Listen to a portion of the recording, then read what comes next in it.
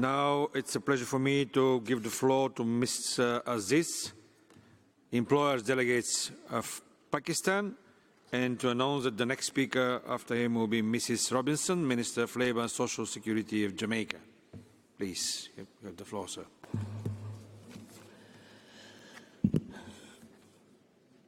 Bismillahirrahmanirrahim. Honorable Chair, respected Deborah France Mason, Director at TEMP, distinguished delegates, ladies and gentlemen, as President of Employees Federation of Pakistan, as well as the President of South Asian Forum of Employers, I bring to you warm and sincere greetings from Pakistan and South Asia. I take this opportunity to compliment the Director General for presenting a comprehensive report of the ILO Global Commission on the Future of Work entitled Work for a Better Future. The Global Commission report aims at providing recommendations and guidance to orient the actions of the ILO and as well as the national policy to address the future of work. The report outlines the steps needed to achieve a future of work that provides decent and sustainable work opportunities for all against the background of rapid transformational change in the world of work, such as technology and innovation, climate change, as well as demographic change. The report also discussed key issues such as youth employment, skills mismatch, income inequality, gender equality, social protection schemes, etc., the existing digital divide, and the collective representation of work-related interests.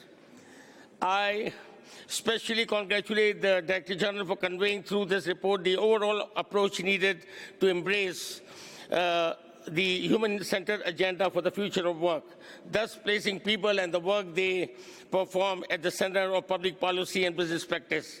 Pursuing the idea that government, employees and workers, organizations need to reinvigorate the social contract to meet the challenges of the future. The report rightly emphasizes on three pillars of human-centered agenda, that of investing in people's capabilities by enabling them to match their skill with demands of transitions of the future of work, investing in institutions of work to ensure future of work with freedom, dignity, economic security, and equality, and investing decent and sustainable work in shaping rules and incentives for aligning economic policy and business practices with the human-centered agenda for the future of work.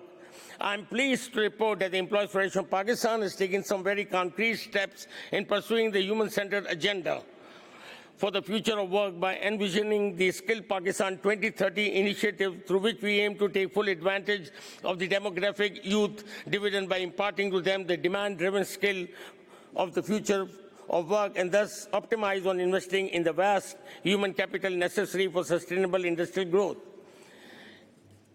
We are also working with the government in developing national migration policy in line with the recommendations of the South Asian Forum of Employers held in New Delhi, February 2019, whereby the private sector has shown its deep commitment to apply decent work standards, including the use of fair recruitment systems, banning of child and forced labor, applying written labor contracts, and providing equal protection on the work floor, promoting non-discriminatory practices and skill development, supporting training in company or at the sectoral level, both for local as well as migrant workers. I'm also pleased to report that the Employees Federation of Pakistan is closely working with the specially established Labour Experts Group under the Prime Minister to redefine the social protection flow with a view to extend its benefits to the home-based workers, domestic workers, and informal workers in the formal economy by documenting them, and this will also bring in the underprivileged workers, including disabled and transgenders.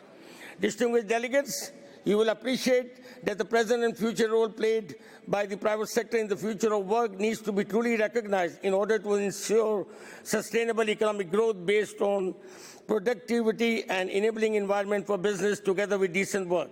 Unfortunately, the role of the private sector has not been clearly recognized in the report. whereas the private sector has the ability and the potential to contribute in formalizing the informal sector, generate production and employment by harnessing technological projects, collaborating with the academia to promote innovation and help develop training methods and curricula to meet future labor needs and demands. Distinguished delegates, at this stage, we would like to place on record our disagreement on recommendation number 5 relating to the notion of universal labor guarantee and recommendation number 6 relating to the concept of time sovereignty, mainly because of their unrealistic and costly nature. Our concern is with the term guarantee, which is unclear. Who can provide such a guarantee when there is no guarantee for businesses to survive and provide jobs? Considering the average company lifespan, which is rapidly shrinking, such a guarantee cannot be ensured, as it is more common for businesses to undergo restructuring in the wake of growing customers' expectations and fierce global competition. Moreover, the definition of minimum living wage is yet to be internationally agreed.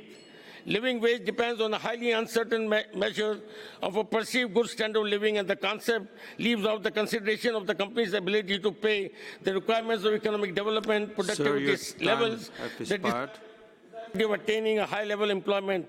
Moreover, SMEs will have difficulty in paying living wages to workers set democratically high. The employers also have just one paragraph. The employers also have serious concern on recommendation number 8 in its proposal to set an international governance system for digital labor platforms that sets and requires platforms and the clients to respect certain minimum rights and protections. Having expressed reservations in certain areas, Employers Party of Pakistan positively respond to the DG's call to take responsibility for building just and equitable future of work. We are ready to initiate social dialogue of stakeholders along with ILO to establish national strategy. You're speaking 1 more minute already. Sorry for that. I have to cut your microphone. Thank you. Thank you very much.